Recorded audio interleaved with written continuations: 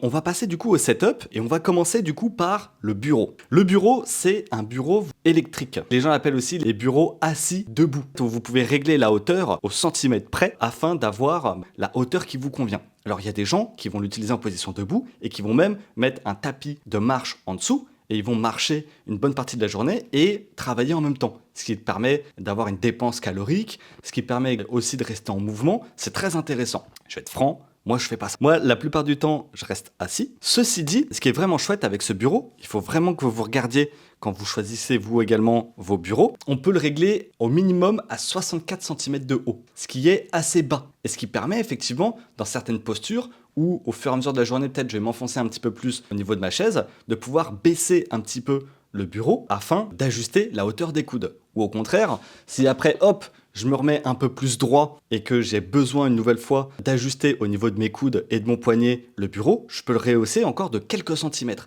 Je peux vous garantir que ça fait la différence parce qu'il y a les recommandations, mais il y a aussi ce que vous ressentez. Ce petit ajustement que vous pouvez faire tout au long de la journée, ça vous permet de ne pas avoir tout le temps la même position, ça vous permet de varier, qu'il y ait moins de tension musculaire au niveau de certaines articulations et ça peut vous aider.